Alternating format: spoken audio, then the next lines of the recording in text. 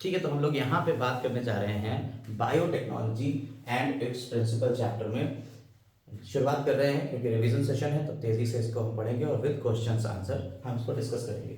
तो बायोटेक्नोलॉजी में जैसे कि आपने अभी पहले की बात करी थी, तो बायोटेक्नोलॉजी में क्या क्या हुआ था इससे पहले वाली वीडियो में, यानी कि बायोटेक्नोलॉजी का जो प्रिंसिपल एंड प्रोसेस चैप्टर है उसमें क्या हुआ था। तो you would have learn from the previous chapter essentially deals biotechnology जो होती है वो क्या होती है, essentially deals with industrial scale production of biopharmaceuticals, यानी कि बायोफार्मास्यूटिकल्स जो है वो इंडस्ट्रियल स्केल के ऊपर हमें बनाना थे। Biological using of genetically modified microbes, fungi, plants और एनिमल्स, ये सारी चीजें हम लोगों ने अभी तक देखी थी। The application of biotechnology includes, अब देखिए एप्लीकेशन में क्या क्या चीजें इंक्लूड होंगी। Therapeutics, diagnostics, genetically modified crops for agriculture, processed food, bioremediation, waste treatment और एनर्जी प्रोडक्शन, इतनी चीजें होंगी किसमें, एप्लीकेशंस में। हमारे बायोटेक्नोलॉजी के एप्लीकेशन में ये सारी चीजें इंक्लूड होंगी। कौन कौन सी, थेराप्यूटिक्स, दो, तीन, चार, प्रोसेस फूड, 5, बायोरेमिडिएशन, 6 ट्रीटमेंट और एनर्जी 7। प्रोडक्शन। अभी क्वेश्चन आ जाएगा कि क्या क्या चीजें होती है, तो आपको ये याद करना पड़ेगा, इतनी चीजें इंक्लूड होती हैं एप्लीकेशन में। मतलब हम बायोटेक्नोलॉजी यहाँ यूज हाँ, थेराप्यूटिक्स यानी कि थेरेपी वगैरह देंगे। डायग्नोस्टिक्स यानी हम डायग्नोस्टिक्स कर लेंगे कि कोई रोग है या नहीं है। जेनेटिकली मॉडिफाइड क्रॉप्स यानी कि मॉडिफाइड कर देंगे क्रॉप्स को ही हम। और processed food for agriculture processed food यानी फूड प्रोसेसिंग की बात करेंगे। जैसे कि आपने अभी हम बात करेंगे कि जूस जो होता है, जब जूस को हम प्योरीफाई करते हैं, साफ कर देते हैं। इसके अलावा बायो रिमीडिएशन यानी बायो से जो हमें रिमीडी मिलेगी। और वेस्ट ट्रीटमेंट यानी जो हमारा वेस्ट होगा, सीवेज ट्रीटमेंट प्लांट में जो वेस्ट ट्रीटमेंट आता है, जो उसका तीसरा स्टेप है, वो जो बायोटेक्नोलॉजी में इसमें नहीं लिखा हुआ है। एंड एनर्जी प्रोडक्शन, और एनर्जी प्रोडक्शन के लिए भी हम बायोटेक्नोलॉजी का यूज करेंगे। एप्लीकेशंस यहाँ यहाँ हो सकते हैं। तो 3 क्रिटिकल रिसर्च एरिया हैं बायोटेक्नोलॉजी के। बायोटेक्नोलॉजी कितने रिसर्च एरिया हैं, 3 क्रिटिकल रिसर्च एरिया हैं। क्या बायोटेक्नोलॉजी के 3 क्रिटिकल रिसर्च एरिया क्या है। नंबर 1 काम करती है providing the best catalyst in the form of improved organisms, usually microbes या प्योर एंजाइम। सबसे पहला काम तो है ये प्रोवाइड करती है best catalyst in the form of improved organism. Catalyst improved organism के फॉर्म में, या वो हो सकते हैं माइक्रोब्स या वो प्योर एंजाइम हो सकते हैं। दूसरा क्या है, एंजाइम कैटलिस्ट होते हैं ना, creating optimal condition through engineering for catalyst to act, और वो कंडीशन के जो हमने कैटलिस्ट बना लिए हैं वो एक्ट भी करे। ठीक। और तीसरा डाउन स्ट्रीम प्रोसेसिंग, जिसको आप पहले चैप्टर में, इससे पहले वाले चैप्टर में भी पढ़ के आए हो, कि डाउन स्ट्रीम प्रोसेसिंग में आप प्योरीफाई करते हो, पैकेजिंग करते हो और फिर उसे बेचते हो, तो प्रोटीन और ऑर्गेनिक कंपाउंड्स को। Let us now learn how human beings have used biotechnology to improve quality of human life, especially in the field of food production and health. हम अब डिस्कस करने जा रहे हैं कि हम लोगों के लिए बायोटेक्नोलॉजी का हम क्या क्या यूज करेंगे इस चैप्टर में। पहले हम आपको इसका रिव्यू दे देते हैं जल्दी से। ये देखिए, पहले इसमें हम पढ़ेंगे biotechnological application in agriculture. Agriculture यानी खेती वेती में हम लोग एप्लीकेशन पढ़ेंगे इसका। दूसरा हम लोग बात करने जाएंगे इस पे, तो बात होगी कि बायोटेक्नोलॉजी का यूज कहाँ होगा। पहला तो खेती में हो गया, तो एग्रीकल्चर पे इतना चलेगा था, पेस्ट रेजिस्टेंट क्रॉप और ये सारी क्रॉप्स हो जाएंगी। दूसरा बार फिर medicine medicine, application in medicine. Medicine यानी कि आपने कहा कि साहब हमारी जो मेडिसिन हैं, दवाएं हैं, वो जैसे अभी हम लोग इंसुलिन बनाएंगे बायोटेक्नोलॉजी के थ्रू। जीन थेरेपी करेंगे मेडिसिन में ही। मॉलिक्यूलर डायग्नोसिस कर लेंगे इसी में ही, मेडिसिन में ही। और तीसरा जो आता है ट्रांसजेनिक एनिमल्स, यानी कि हम एनिमल्स को ही बदलने लगेंगे, ट्रांसजेनिक बना देंगे। उसके बाद हम लोग जो इसमें बात करेंगे वो बात होगी हमारे एथिकल इश्यूज की, जो अब सिलेबस से हट चुका है। ठीक है तो बायोपायरेसी, बायोपायरेसी, राइस और ये सब चीजें हैं, एथिकल इश्यूज है ये, एथिकल इश्यूज। ठीक, तो इतनी चीजों की हम लोग बात करेंगे यहाँ पे। तो जल्दी से शुरू करते हैं, हमारा जो चैप्टर है उसकी शुरुआत पे आ जाते हैं वापस से, और जल्दी से शुरू करते हैं कि एप्लीकेशन एग्रीकल्चर में क्या क्या होते हैं। देखिए, एग्रीकल्चर की अगर बात करी जाए तो 3 ऑप्शन होते हैं खेती के। या तो आप एग्रोकेमिकल बेस्ड एग्रीकल्चर कर लो।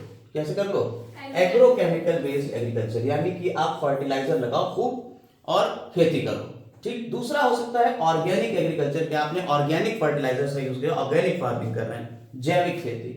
और तीसरा हो सकता है genetically engineered crop based agriculture, यानी कि आपने जेनेटिकली इंजीनियर्ड यानी उसमें जीन्स को इंजीनियरिंग कर दी और फिर उसके अच्छी क्रॉप बनाई और उससे आप एग्रीकल्चर करते हो।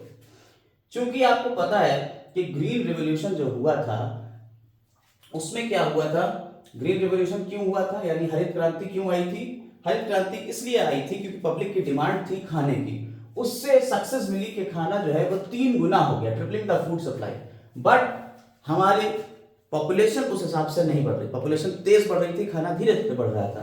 तब क्या हुआ, तब increased yield have partly been due to the use of improved crop. अब इसमें क्या हुआ, जो इंप्रूव हुआ यील्ड में वो क्या हुआ, आधा तो इसलिए हुआ कि इंप्रूव क्रॉप वैरायटीज थी, वैरायटी अच्छी थी।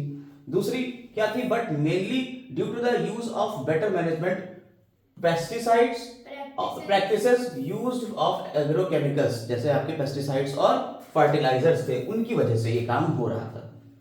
लेकिन however for farmers in the developing world agrochemicals are often too expensive. जो हमारे डेवलपिंग कंट्री हैं उनके लिए एग्रोकेमिकल्स यानी कि जो फर्टिलाइजर्स हैं और पेस्टिसाइड्स हैं काफी महंगे पड़ते हैं, are often too expensive and further increase the yield with the existing varieties are not possible using conventional breeding. और हमारी यील्ड नहीं बढ़ सकती कन्वेंशनल ब्रीडिंग से, यानी जो पुरानी तरीके की वैरायटी थी उससे अच्छी फसल नहीं हो सकती। यानी कि अगर मान लीजिए 1 बीघे में 10 कुंटल हो रहा है, 10 ही कुंटल होगा, हालांकि होता नहीं, 5 कुंटल 4 कुंटल हो रहा है एक बीघे में। लेकिन हम क्या कह रहे हैं कि अगर हम अच्छी फसल अच्छी वैरायटी के लगाएंगे तो हो सकता है वो 7 कुंटल तक पहुंच जाए एक ही बीघे में। तो क्या है कि कन्वेंशनल ब्रीडिंग से ज्यादा अच्छा हमें करना था, इसलिए फिर क्या आया, तो ट्रेडिशनल ब्रीडिंग टेक्निक्स फेल हो गई। जो पुरानी थी ट्रेडिशनल ब्रीडिंग टेक्निक्स थी वो फेल हो गई to keep the pace with demand and provide sufficiently fast and efficient system for crop improvement. तो ये फेल हो गई कि जितनी डिमांड है उसको सप्लाई नहीं कर पा रही थी। फिर क्या हुआ, अनदर इंप्रूवमेंट एक और आया, अनदर टेक्नोलॉजी जिसे हम टिश्यू कल्चर कहते हैं गॉट डेवलप्ड। इसके लिए एक और टेक्नोलॉजी डेवलप हुई जिसको हम क्या कहते हैं, टिश्यू कल्चर कहते हैं। थोड़ा टिश्यू कल्चर के बारे में जान लेते हैं। देखिए टिश्यू कल्चर के बारे में थोड़ा सा जानेंगे और टिश्यू कल्चर क्या होता है थोड़ा सा आपको हम समझा देते हैं। हाँ, पुराने सिलेबस में नहीं है, नए सिलेबस में उधर से हटा के इधर डाल दिया, चैप्टर कट हुआ। देखिए टिश्यू कल्चर में होता क्या है, आपने कहा कोई प्लांट था, ठीक है, ये प्लांट बेचारा अब मरने वाला था क्योंकि इसके ऊपर पूरे पे फंगस का अटैक हो गया। इस प्लांट के ऊपर क्या हुआ, पूरे फंगस का अटैक हो गया। तो आपको पता है प्लांट के जो ये टिप होती है इसके ऊपर नई नई सेल्स बनती रहती है लगातार। तो आपने इस टिप के ऊपर से सेल्स या ग्रुप ऑफ सेल्स ले लिया, ठीक, इसको हम कहते हैं एक्सप्लांट, इसे क्या कहते हैं हमने, एक्सप्लांट, और इसको निकाला और एक सॉल्यूशन में रख दिया। इस सॉल्यूशन में खाने पीने की सारी चीजें थी जो एक सेल को चाहिए, और ये सेल वायरस इन्फेक्टेड नहीं होगी क्योंकि ये अभी अभी नई नई बनी है, या फंगस इसमें इन्फेक्टेड नहीं होगी, यानी ये इन्फेक्टेड सेल नहीं, ताजी नई सेल। अब इस सेल को खाना पीना मिल रहा है और इसमें हम सफिशिएंट हार्मोन्स का यूज करते रहते हैं, ठीक है, जैसे ऑक्सिन, जिबरेलिन, साइटोकाइनिन है, उसका यूज करते रहते हैं। तो वो क्या करेगा, इसकी वजह से साइटोकाइनिन की वजह से ये सेल डिवाइड करने लगेगी। अब 1 से 2, 2 से 4, 4 से 8, 8 से 16, या पूरा गुच्छा बन जाएगा, ठीक है, ये क्लम्प बन गया। इस गुच्छे को हम कह देते हैं कैलस। इस गुच्छे को हम क्या कह देते हैं बेटा, कैलस बोलते हैं। तो ये हमारा यहां तैयार हो गया गुच्छा सेल्स का कैलस। लेकिन इसमें कोई डिफरेंशिएशन नहीं, सारी सेल्स आइडेंटिकल हैं, एक जैसी हैं। इसकी एक और बात भी होती है कि जो ये सेल्स हैं ये हैं टोटीपोटेंट। टोटीपोटेंट क्या होती हैं, इसका मतलब है ये सेल्स हर टाइप की सेल्स बना सकती हैं। जैसे आपके अंदर जो एम्ब्रियो होता है जो जाइगोट से तो बनता है, एक जाइगोट है, जाइगोट से डिवाइड होती रहती हैं सेल्स और इससे एक एम्ब्रियो बन जाता है, ठीक है, जैसे मोरुला और ब्लास्टुला आपके अंदर पूरा बना, उसके अंदर भी तो सारी सेल्स हैं, वो भी टोटीपोटेंट होती हैं, ठीक है। और इसका मतलब क्या होता है कि इन सेल से ही सारी सेल बन जाएगी, यानी हार्ट की सेल भी बन जाएगी, न्यूरॉन भी बन जाएगा, ठीक है, इस तरीके। तो प्लांट की भी ये टिप वाली जो सेल है, ये इन सेल के अंदर भी टोटीपोटेंसी होती है, ये सेल्स की प्रॉपर्टी। अब इसकी वजह से क्या होगा कि इससे तुम्हारे रूट भी बन सकती है, स्टेम भी बन सकती है और लीफ भी बन सकती है। तब हमने क्या करा, इस कैलस को छोटे छोटे पार्ट में तोड़ दिया। ये गुच्छे जो थे इनको हमने छोटे छोटे पार्ट में तोड़ दिया और हार्मोन लगाया ऑक्सिन और साइटोकाइनिन, जिसकी वजह से यहां से छोटे छोटे इसमें रूट्स और स्टेम निकलने लगे।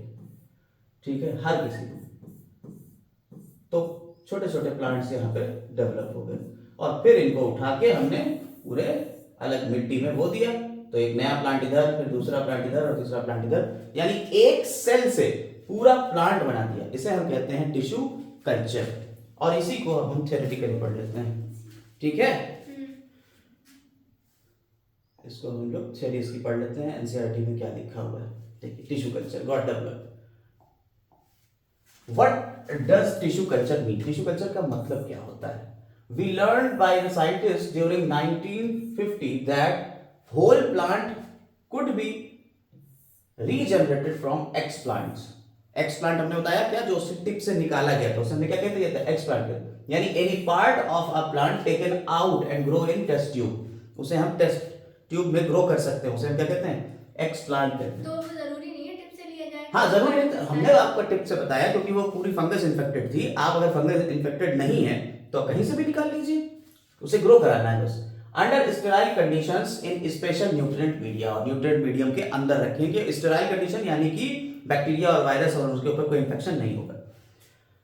This capacity to generate whole plant from any cell or explant is called totipotency. इस कैपेसिटी को क्या कहते हैं? पूरा प्लांट बना देने की कैपेसिटी क्या कहलाती है?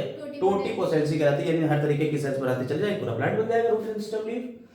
You will learn how to accomplish this in higher classes. ये आप बाद में पढ़ेंगे एमएससी में और पीएचडी में जाके कि किस तरीके से सेल्स डिफरेंशिएट होती हैं, कौन से उसमें हार्मोन्स और एंजाइम्स लगते हैं, कौन से प्रोटीन्स लगते हैं।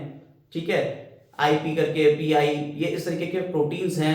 P53 जो सेल्स के अंदर कैंसर से बचाएगा, इस तरीके के प्रोटीन्स है बहुत सारे, सब आप आगे पढ़ेंगे। This it is improvement important to stress here, ये हम जोर देंगे इस बात पे क्या that the nutrient medium must provide carbon source. Nutrient medium को सोर्स कार्बन सोर्स चाहिए, यानी खाने पीने की चीजें चाहिए। And also inorganic salts, vitamins, amino acids, growth regulators like auxin, cytokinin etcetera. हमने बताया ये सब चीजें, खाने पीने की चीजें तो चाहिए होंगी जो सेल को चाहिए हैं। विटामिन चाहिए, अमीनो एसिड चाहिए, ग्रोथ रेगुलेटर चाहिए और इनऑर्गेनिक सॉल्ट्स भी चाहिए हैं और कार्बन सोर्स भी चाहिए, ये सब चाहिए। By application of this method it is possible to achieve propagation of a large number of plants in very short duration. थोड़े टाइम में ही हम बहुत सारे प्लांट्स बना सकते हैं। फिर क्या हुआ? This method to producing thousands of plants through tissue culture is called micro propagation, और इसको हम क्या कहते हैं? माइक्रो प्रोपगेशन भी कहते हैं इस मेथड को। क्या मेथड है? यानी एक छोटे से एक्सप्लांट से बहुत सारे प्लांट कुछ समय में बना देना, क्या कहलाता है? Micro propagation. यानी टिश्यू कल्चर का दूसरा नाम माइक्रो प्रोपगेशन भी हो गया। Each of these plants will be genetically identical, और वो एक दूसरे में जेनेटिकली आइडेंटिकल होंगे, और ऐसे प्लांट्स को क्या कह देंगे? They are called soma clones. इन्हें हम सोमा क्लोन्स भी कहते हैं। देखिए ये टर्म अब आ सकते हैं क्वेश्चन में। मेनी इंपॉर्टेंट फूड, जो जेनेटिकली आइडेंटिकल प्लांट्स जो बनेंगे माइक्रो प्रोपगेशन के बाद, उन्हें हम क्या कहते हैं? एक दूसरे का सोमा क्लोन्स, यानी एक दूसरे के, देखिए क्लोन नहीं है वो, सोमा क्लोन्स है। Many important food plants like tomato, banana, apple etcetera have been produced on commercial scale using this method. ये कमर्शियल स्केल पे प्रोड्यूस करे जा रहे हैं। Try to visit tissue culture laboratory, आप चाहिए और वहां जाके देखिए, अपने टीचर से पूछिए। हम तो है नहीं टीचर आपके, ठीक है, यूट्यूब प्रोवाइडर है। Better understand that appreciate the process. ठीक है, आप जाके वहां से टीचर से कहिए और अपना अंडरस्टैंड करिए, इस प्रोसेस को अच्छे से समझिए। Another important application of this method to recovery of healthy plants from disease plant. एक और इंपॉर्टेंट एप्लीकेशन है कि डिजीज प्लांट से हम हेल्दी प्लांट्स को रिकवर कर लेते हैं। ये अभी हमने आपको बताया कि फंगस का इन्फेक्शन हो गया था। Even if the plant is infected with viruses, अगर वायरसेस से भी इन्फेक्टेड है ना, द मेरिस्टेम यानी एपिकल और एक्सिलरी मेरिस्टेम जो होती हैं वो फ्री ऑफ वायरस होती हैं। हमने आपको बताया कि उसके टिप पे जहां भी एक्सिलरी मेरिस्टेम होगी या एपिकल मेरिस्टेम होगी वो क्या होगी, वायरस से फ्री रहेंगी। अगर पूरे में वायरस का इन्फेक्शन है ना तो अंदर से नई सेल बना के दे देगा। Hence, one can remove the meristem and grow it in vitro. In vitro मतलब in laboratory to obtain virus-free plants. Scientists have succeeded in culturing meristems of banana, sugarcane और potato. Scientists को इसमें सफलता भी मिल चुकी है। आप नाम याद कर लीजिए, एनसीईआरटी में हो सकता है पूछ लें ये। तो ये आप Scientists have been isolated single cell from plants. Scientists क्या करते हैं, आइसोलेट करते हैं सिंगल सेल को, एक सेल को उसने निकाल लिया, अभी जैसे कि हमने एक सेल को निकाला था। And after digesting their cell wall, और इसकी सेल वॉल को डाइजेस्ट करते हैं, यानी सेल थी, सेल के ऊपर सेल वॉल थी और सेल वॉल को क्या करा इन्होंने, डाइजेस्ट कर दिया। ठीक है, अब क्या करा, डाइजेस्ट करने के बाद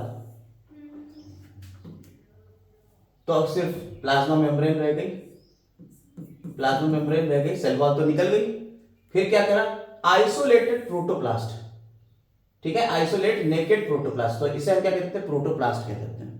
ठीक है, सराउंडेड बाय प्लाज्मा, यानी इसके अंदर जो कुछ भी है और अंदर का पूरा मटेरियल और प्लाज्मा मेम्ब्रेन से सराउंड, उसे हमने क्या कह दिया है, अब प्रोटोप्लास्ट कह दिया है। ध्यान से देखते रहिएगा। हमने क्या करा, हमने एक सेल निकाली थी प्लांट की, जिसमें बाहर सेल वॉल थी, अंदर प्लाज्मा मेम्ब्रेन थी, हमने सेल वॉल को डाइजेस्ट कर दिया, तो जो बचा उसे हमने क्या कह दिया, प्रोटोप्लास्ट कह दिया। और फिर isolated protoplast from the two different varieties of plant, यानी एक ऐसे निकाला, ऐसे ही किसी दूसरे प्लांट की वैरायटी से निकाला। ठीक है, उन दोनों को हमने यहाँ रख दिया, प्लाज्मा मेम्ब्रेन इसकी भी आ गई। ठीक है, न्यूक्लियस अंदर है, क्या करते हैं इनका, ईच हैविंग डिजायरेबल कैरेक्टर्स, जो हमें कैरेक्टर चाहिए हैं उन प्लांट्स के निकाल लिया। कैन बी फ्यूज्ड, इन दोनों को हमने मिला दिया, फ्यूज कर दिया, और फ्यूज करने के बाद जो बना उसे हम कहते हैं सोमैटिक हाइब्रिड। ठीक है, इससे जो बना ये नया प्लांट बना देंगे। ठीक है, प्रोटोप्लास्ट को मिला के ये एक नई सेल बन गई और इसको हमने क्या कह दिया, somatic hybrid.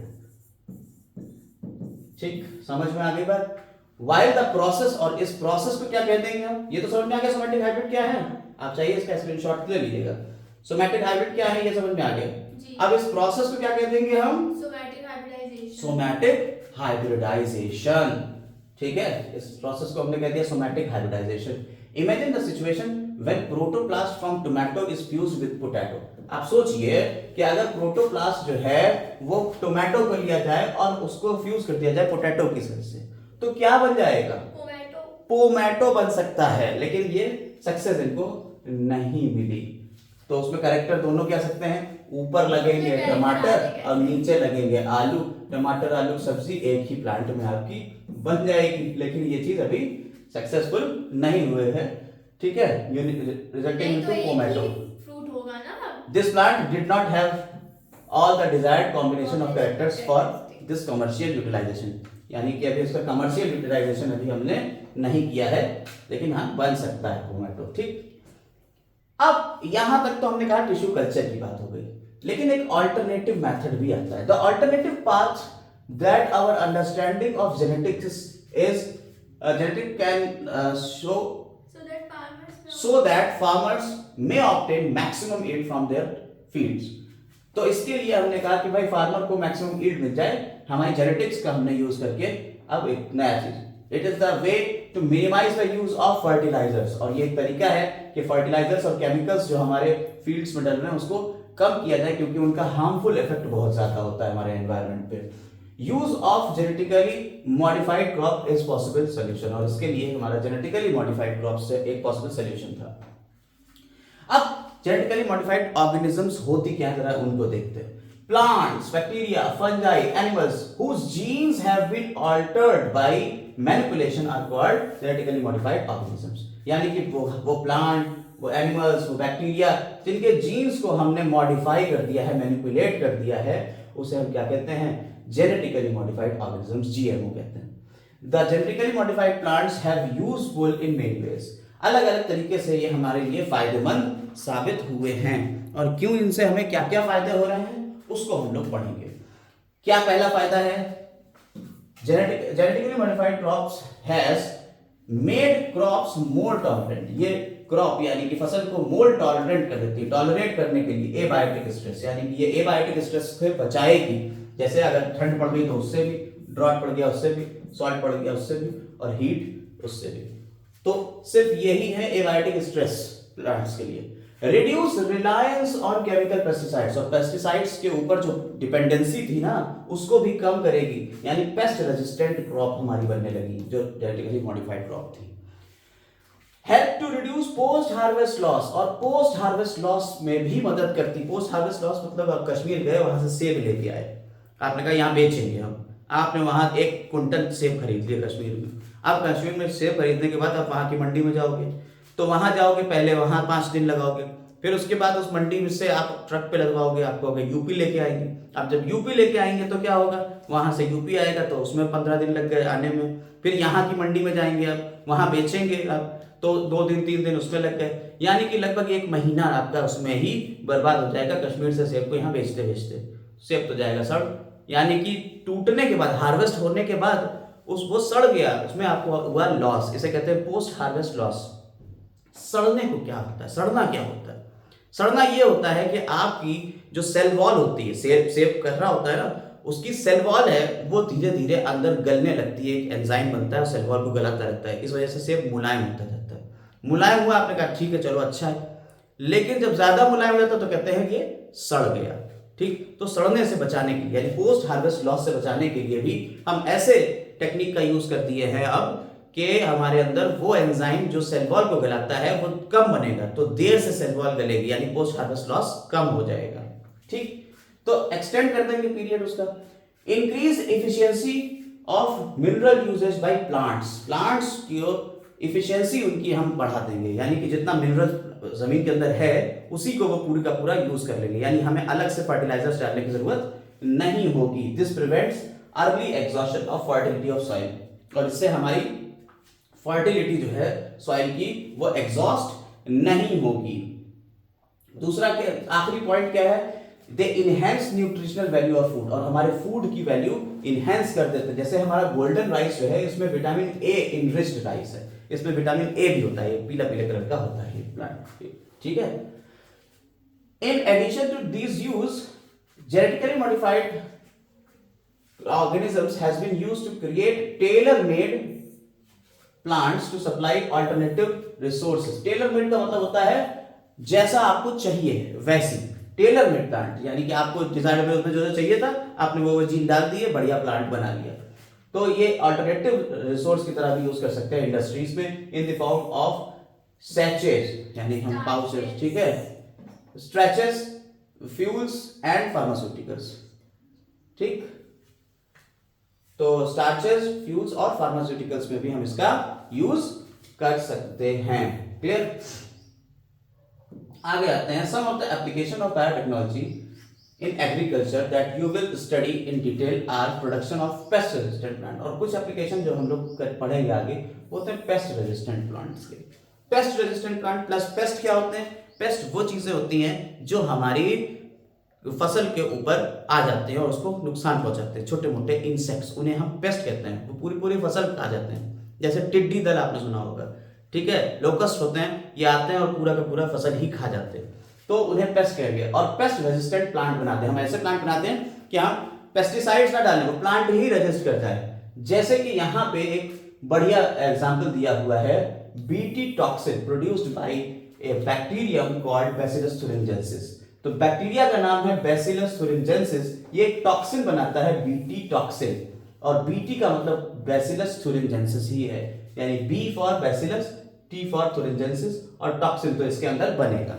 BT toxin gene जो होता है हैज बीन क्लोन्ड, हम इसका क्लोनिंग कर लेंगे, फ्रॉम बैक्टीरिया, बैक्टीरिया से निकाल लेंगे, and been express in plants, और प्लांट्स के अंदर डाल देंगे, ठीक है, to provide resistance to insects without the need for insecticide, और इंसेक्ट को रेजिस्टेंस मिल जाएगा और इंसेक्टिसाइड की जरूरत भी नहीं पड़ेगी। समझ में आई बात या नहीं? यानी हम बैसिलस thuringiensis से, बैक्टीरिया से वो वाला जीन निकाल लेंगे जिससे उसे पेस्ट रेजिस्टेंट यानी बीटी टॉक्सिन को बना रहा है, उस टॉक्सिन वाले जीन को निकालेंगे, एक वेक्टर में लगाएंगे और उसको हम प्लांट के अंदर इंट्रोड्यूस कर देंगे। जब प्लांट के अंदर वो जीन चला जाएगा तो प्लांट भी वो टॉक्सिन बनाने लगेगा, और जब प्लांट वो टॉक्सिन बनाने लगेगा तो जब इंसेक्ट उसे खाएगा तो क्या होगा, वो मर जाएगा। ठीक है, इस तरीके का काम हम करते हैं। और कैसे बनता है उसके ऊपर भी हम बात करेंगे। तो हमने इस तरीके से अपने कई प्लांट्स में डाला, जैसे BT cotton, Bt corn, rice, tomato, potato और सोयाबीन। इसे ये हमारी पेस्ट रेजिस्टेंट क्रॉप्स बन गई। समझ में आई बात या नहीं? ये पेस्ट रेजिस्टेंट कौन सी? Bt cotton, Bt corn, rice, tomato, potato और सोयाबीन। ठीक, अब बीटी कॉटन वर्क कैसे करता है, बीटी कॉटन के ऊपर थोड़ा सा हम लोग यहाँ काम करते हैं, देखते हैं, समझते हैं। देखिए, BT cotton, some strains of bacillus thuringiensis, जैसे बैसिलस thuringiensis के कुछ स्ट्रेन्स जो होते हैं वो प्रोड्यूस करते हैं proteins that kill certain insects. देखिए, सर्टेन इंसेक्ट मतलब कुछ ही इंसेक्ट को ये किल करेंगे। इंसेक्ट स्पेसिफिक हैं कि खास तौर से इसी इंसेक्ट के लिए ये स्ट्रेन बना रहे हैं प्रोटीन जो किल कर रहे हैं। अब ये इंसेक्ट कौन कौन से ग्रुप में रखे जाते हैं? लेपिडोप्टेरा, कोलियोप्टेरा और डिप्टेरा। लेपिडोप्टेरा, कोलियोप्टेरा और डिप्टेरा। लेपिडोप्टेरा में जो इंसेक्ट का नाम आता है वो होता है टोबैको बडवॉर्म और आर्मीवॉर्म। कोलियोप्टेरा में जो नाम आते हैं वो होते हैं बीटल्स, और डिप्टेरा में जो आते हैं फ्लाइज और मॉस्किटोज होते हैं। आपको समझा देते हैं। ये ग्रुप्स हैं इंसेक्ट के। इंसेक्ट को जब क्लासिफाई करते हैं तो उनके जो जीनस आते हैं करीब करीब 32 हैं। हम 32 जीनस में से यहाँ 3 की बात कर रहे हैं। लेपिडोप्टेरा, जो टेरा वर्ड है, PTERA, टेरा, ठीक है, इसे हम टेरा पढ़ते हैं। लेपिडोप्टेरा, ये जो टेरा वर्ड है ये इंसेक्ट के विंग्स के लिए यूज किया जाता है, यानी कि ऐसे इंसेक्ट जिनमें कैटरपिलर लाइक लार्वा मिलेगा वो लेपिडोप्टेरा होंगे। कैटरपिलर यानी कि इल्ली जिसे बोलते हैं, जो आपके वो बनाती है सिल्क वॉर्म, उसका जो लार्वा होता है उसे कैटरपिलर बोलते हैं। तो लेपिडोप्टेरा जो है उसको देखेंगे तो उसका लार्वा ऐसा होता है और फिर उससे धीरे धीरे धीरे धीरे वो पूरी एक तितली बन जाता है। उनमें जो नाम आते हैं वो है टोबैको बडवॉर्म और आर्मीवॉर्म। कोलियोप्टेरा ऐसे हैं जिनके विंग्स जो होते हैं, विंग्स कैसे होंगे? लेदरी होंगे, जैसे आपने बीटल्स देखे हैं, ठीक है। और डिप्टेरा वो होते हैं जिनके अंदर 2 विंग्स मिलेंगे, उन्हें हम डिप्टेरा, डाई मतलब 2। जैसे आपको फ्लाइज मिलती, मक्खियां मिलती है, मॉस्किटोज में सिर्फ 2 ही विंग मिलते हैं, जबकि इंसेक्ट में कितने होते हैं? 2 पेयर विंग्स होते हैं। यहाँ सिर्फ 2 मिल रहे हैं, इसलिए डिप्टेरा है। एक ही पेयर विंग होंगे और जो दूसरा पेयर होंगे वो क्या बना देंगे? हॉल्टर्स बना देंगे। हॉल्टर्स बैलेंसिंग ऑर्गन होते हैं इंसेक्ट के अंदर, वो बैलेंस करते हैं उसको। और हॉल्टर्स के ऊपर एक क्वेश्चन टीजीटी में आया था कि हॉल्टर्स ज्यादा तेज वाइब्रेट करते हैं या विंग्स? तो हॉल्टर्स विंग्स से ज्यादा तेज वाइब्रेट करते हैं। यही क्वेश्चन था, मेरा गलत हुआ था। बैसिलस thuringiensis जो है for protein crystals. Bacillus thuringiensis क्या बनाता है? प्रोटीन के क्रिस्टल्स बनाता है during a particular phase of their growth.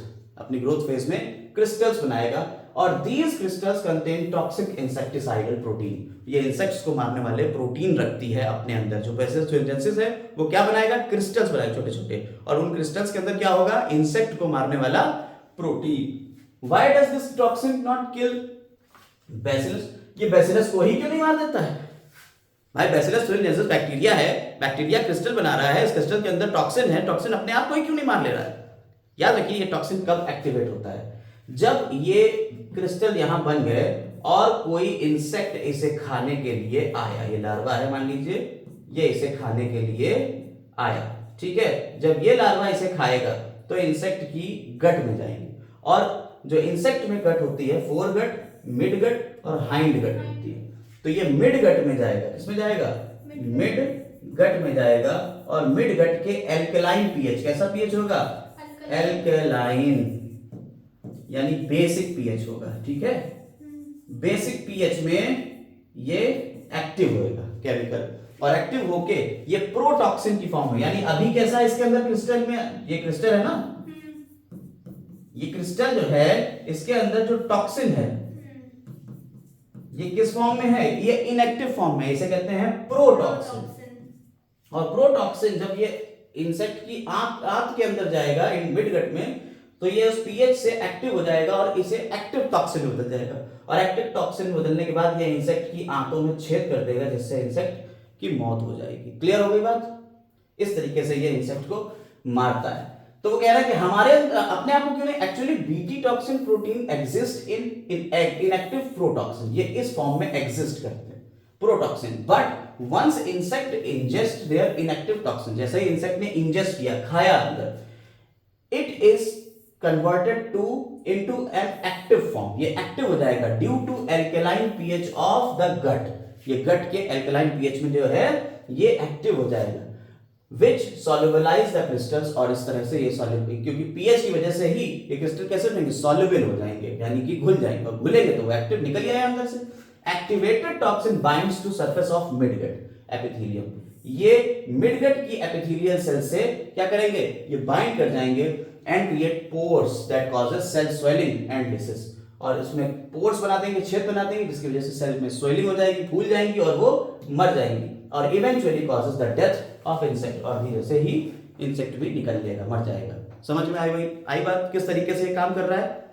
ठीक है, आगे बढ़ते हैं। स्पेसिफिक बीटी टॉक्सिन जीन्स पर आइसोलेटेड, हमने आइसोलेट किए कहां से, बैसिलस thuringiensis थे, and incorporated into several crops, और हमने अलग अलग क्रॉप प्लांट्स में इसे डाला, जैसे कि कॉटन में डाला है, ठीक है, एज कॉटन, ठीक। The choice of gene depends upon the crop and the target paste, ये हम जो जीन निकालेंगे बीटी टॉक्सिन के, अलग अलग तरीके के टॉक्सिन किल हो सकते हैं ना, किलर्स, तो अलग अलग तरीके के जो टॉक्सिन्स हैं वो अलग अलग बैसिलस से के स्ट्रेन से निकलेंगे, और ये चॉइस किसके ऊपर डिपेंड करेगी, हम कौन सी फसल में डाल रहे हैं और हम किस इंसेक्ट को मारने के लिए डाल रहे हैं, ये दो चीजों के ऊपर डिपेंड करेगी। Most BT toxins are insect group specific, ये कैसे होते हैं, इंसेक्ट ग्रुप स्पेसिफिक होते हैं, यानी किसी खास इंसेक्ट के लिए होंगे, हर इंसेक्ट के मिडगट में जाके नहीं उसमें छेद कर देंगे, जैसे आपको बताया पीछे अभी, कोइडिप्टेरा, डिप्टेरा और लेपिडोप्टेरा, ये तीन ही तरीके के ग्रुप में काम करेंगे। The toxin is coded by gene cry, हमारा जो जीन है ये स्मॉल जीन जो है स्मॉल क्राई, ठीक, इसके हाँ क्राई फॉर क्रिस्टल, और इसके जीन का जो नाम रखा है cry first AC, cry first AC जो है, इनके अलग अलग नाम रखे गए, जैसे cry first AC, cry second AB और क्राई फर्स्ट एबी, ये अलग अलग जीन है, क्या है हमारे जीन है। तो ये किसके किसके लिए है, अगर क्राई फर्स्ट एसी और क्राई सेकंड एबी है, ये दो जीन हैं, तो ये किसके कौन से इंसेक्ट के लिए ये कंट्रोल करेंगे, कॉटन बॉल वॉर्म्स को, और क्राई फर्स्ट एबी है, ये किसको कंट्रोल करेगा, कॉर्न बोरर को, रट्टा मार लीजिएगा, यहां से भी क्वेश्चन आएगा, ठीक है। कॉटन बॉल वॉर्म, देखिए कॉटन बॉल वॉर्म का मतलब क्या होता है, कॉटन होती है ये हमारी, ये जो कॉटन है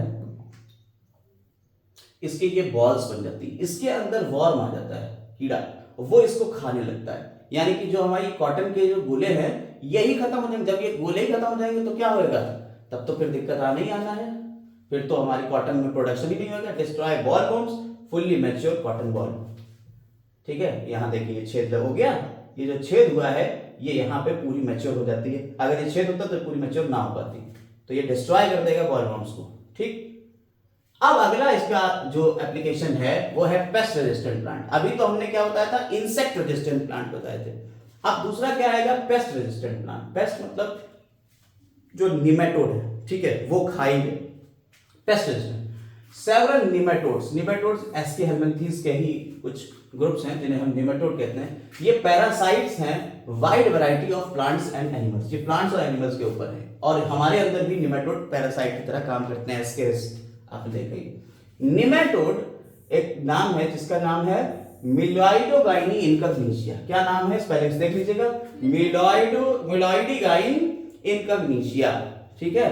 मिलॉइडोगाइन इनकग्निशिया जो है ये इन्फेक्ट करता है रूट्स ऑफ टोबैको प्लांट, ये टोबैको प्लांट्स की रूट्स को इन्फेक्ट कर देगा और कॉज कर देगा ग्रेट रिडक्शन। अब जब टोबैको यानी तंबाकू के प्लांट्स की जड़ों को ही ये खा जाएगा नेमाटोड, तो क्या होगा, जब जड़ें नहीं होंगी तो क्या प्लांट रहेगा, प्लांट भी नहीं रहेगा, और जब प्लांट नहीं रहा तो क्या होगा, तो ये होगा कि वो प्लांट जो है वो हमारा खत्म होने लगेगा, प्लांट खत्म हुआ, हमारी पत्तियां खत्म होने लगी, और तंबाकू की पत्ती से ही तो सारा खेत, तो ईल्ड कम हो जाएगी, तो पूरा नुकसान हो जाएगा इंसान को, तो क्या होगा, a novel strategy was adopted, और एक बढ़िया स्ट्रेटजी हमने अडॉप्ट की to prevent this infestation which was based on the process of RNA interference. किसके ऊपर बेस्ड थी, आरएनए इंटरफेरेंस में।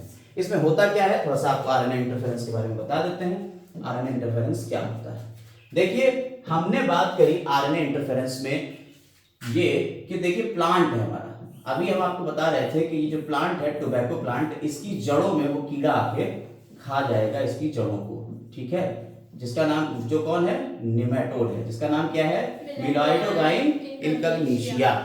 और यहाँ की जो पत्तियां हैं ये धीरे धीरे खत्म हो जाएंगी।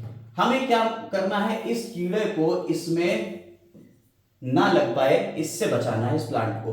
कैसे बचाएंगे, हमने एक टेक्निक ली, आरएनए इंटरफेरेंस, आरएनए आई भी कहते हैं इसे, आरएनए इंटरफेरेंस। इसमें करते क्या है, हमने ये देखा कि इस निमेटोड के अंदर जो प्रोसेस होगा हमारे प्रोटीन का बनने का, तो वो डीएनए से आरएनए और आरएनए से प्रोटीन बनती होगी। हमारा सेंट्रल डोग्मा है, ठीक है, तो सेंट्रल डोग्मा में इसी तरीके से प्रोटीन बनती।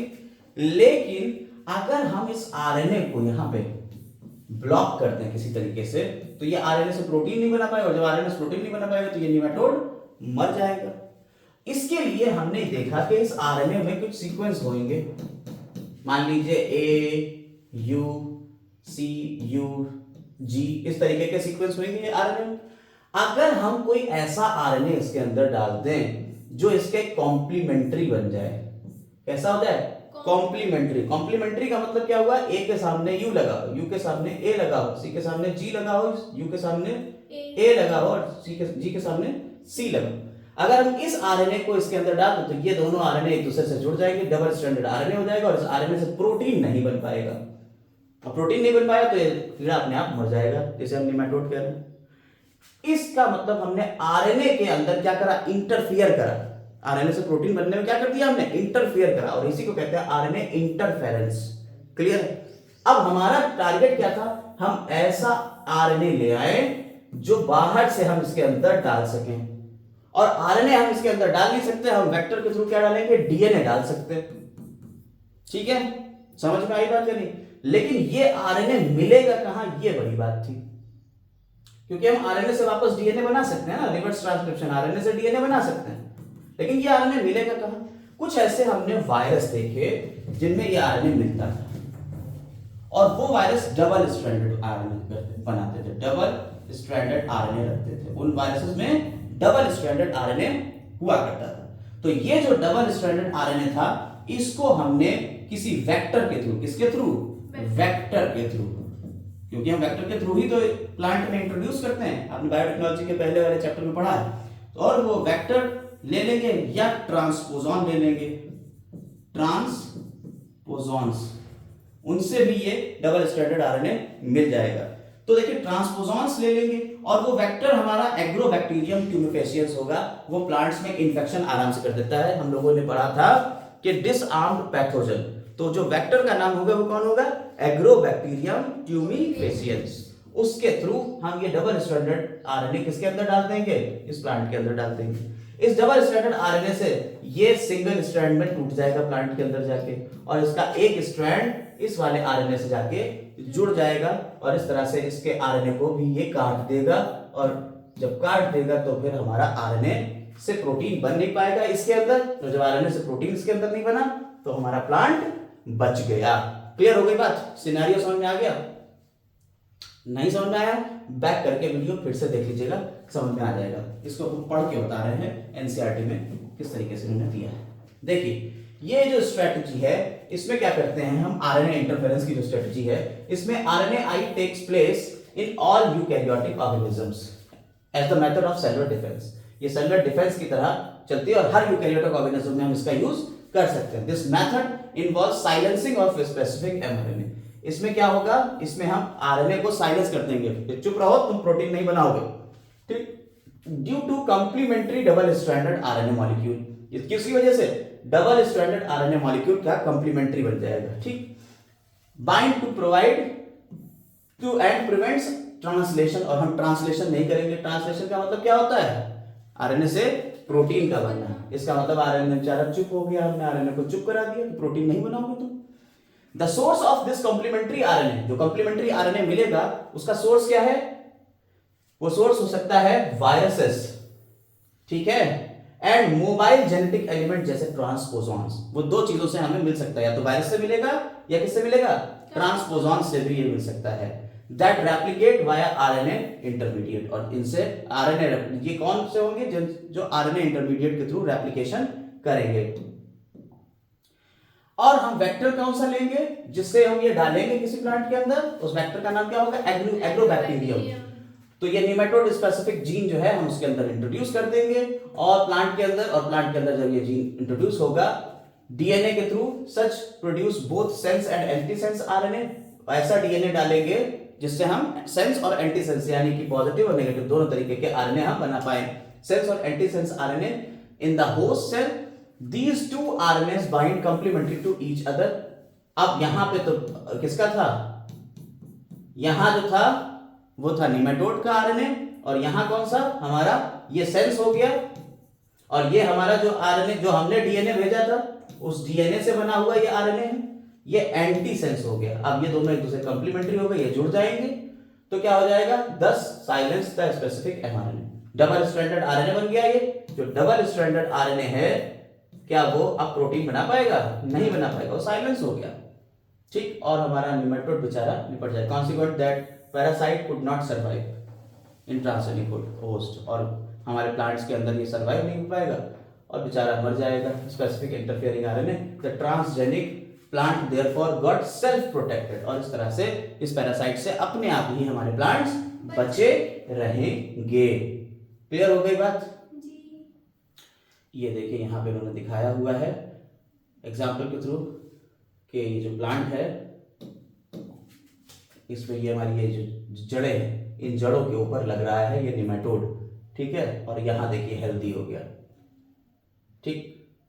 देखिए यहाँ पहला ए वाले फिगर में क्या दिखा रहे हैं? Roots of a typical control plant, और बी वाले में transgenic plant root 5 days after deliberate infection of nematode but protected through novel mechanism। तो यहाँ पे इन्फेक्शन हुआ और यहाँ बचा लिया गया। क्लियर? चलिए अब इसके ऊपर कुछ क्वेश्चंस देखते हैं। हमने प्लांट्स वाला पूरा काम खत्म कर दिया है, अब इसके ऊपर क्वेश्चंस देख लेते हैं कौन कौन से क्वेश्चंस बन सकते हैं। आइए देखते हैं।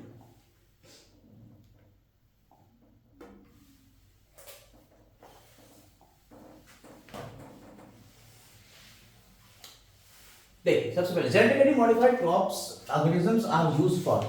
ये जेनेटिकली मॉडिफाइड ऑर्गेनिजम्स होते हैं, ये किस लिए यूज होते हैं? Reducing reliance on chemical pesticides, developing pest resistant, increase efficiency of mineral usage, या all of these? All of the above. तो सारे के सारे ही हैं। आप उसमें पूरे 5 पॉइंट थे, यहाँ 3 दिए गए हैं।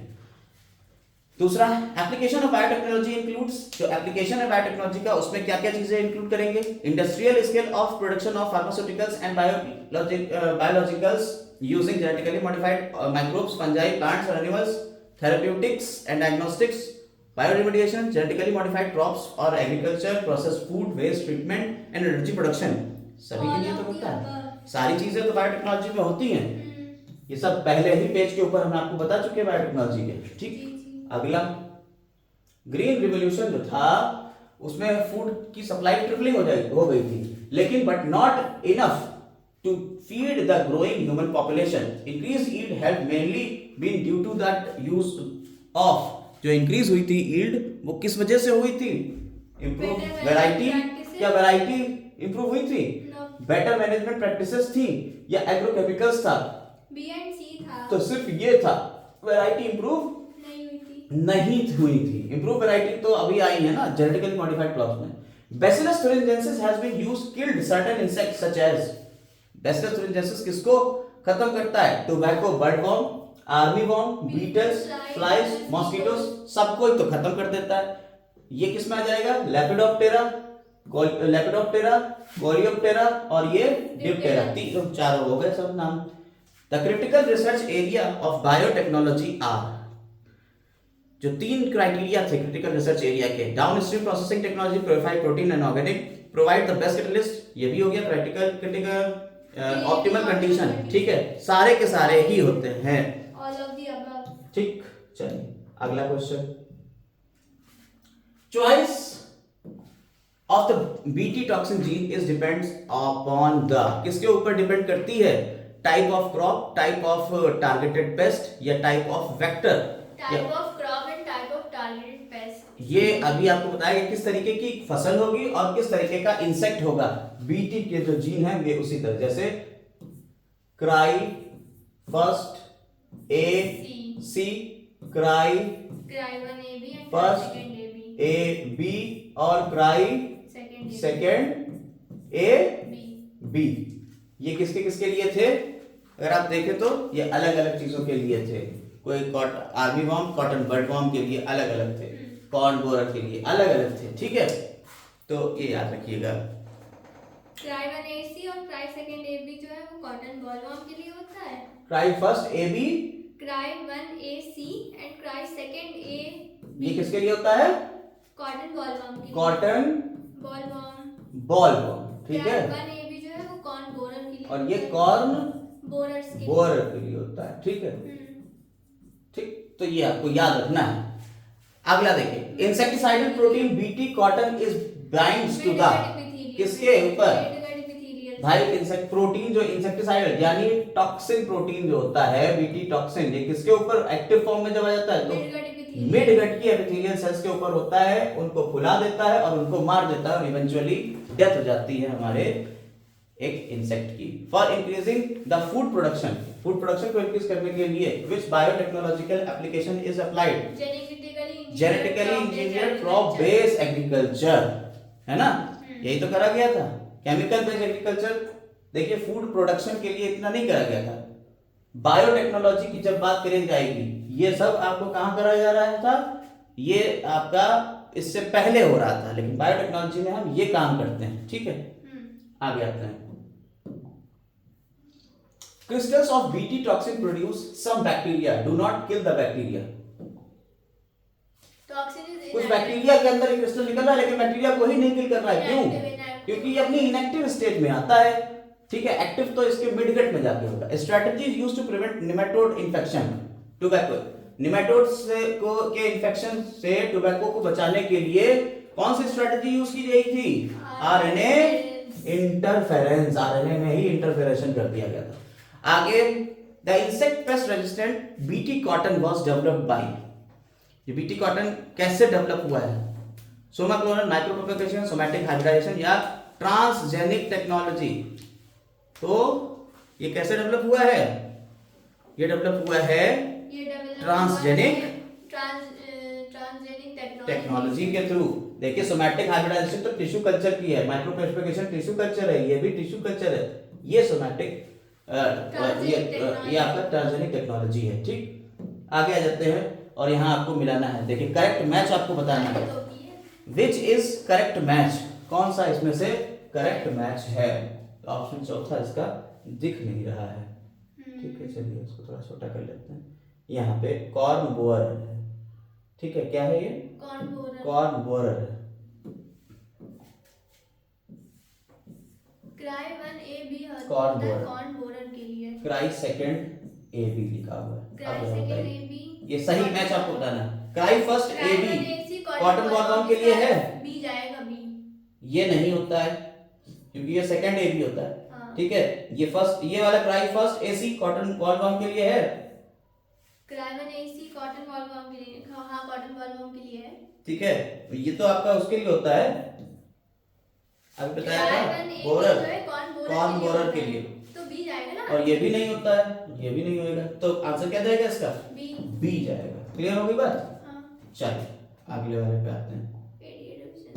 अब तो अरे एक मिनट, कहाँ से थे हम लोग? यहाँ पर हो गए, मुझे लगता यही था पेज, ये वाला था, ठीक है। खत्म। चलिए ADA deficiency is due to, चलिए हम लोग यहां तक पूरी बात कर चुके हैं। और ये पेस्ट रेजिस्टेंट वाला, हाँ आई, ये वाला देखिए कर लेते हैं।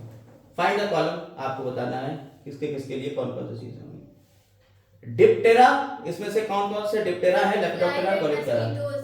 मस्कीटो 1 का का बी एंड डी होगा 1 का टोबैको, बर्डवॉर्म, मॉस्किटो, बीटल्स।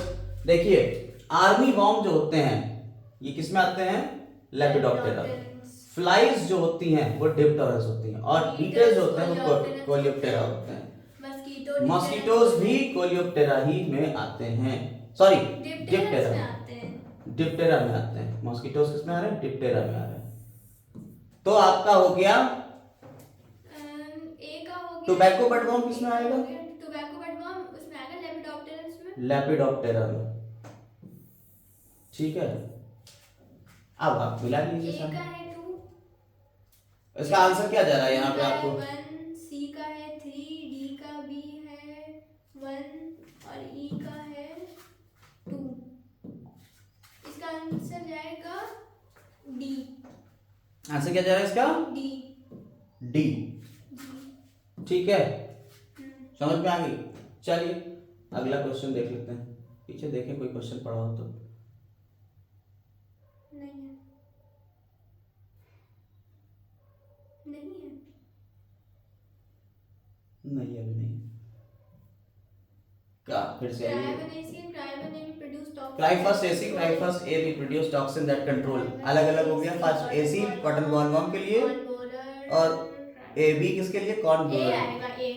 ठीक, ये आप याद कर लीजिए। देखिए बिल्कुल आंखें बंद करके याद करिएगा, ऐसे क्वेश्चन यहाँ से सीधे सीधे आएंगे।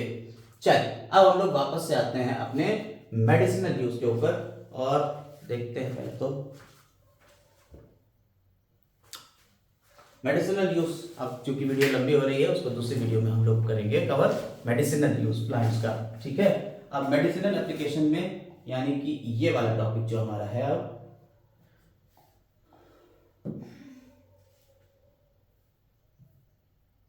इसको हम लोग अपने नेक्स्ट वीडियो में ले लेंगे।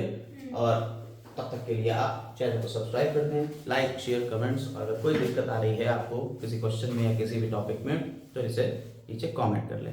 Have a nice day.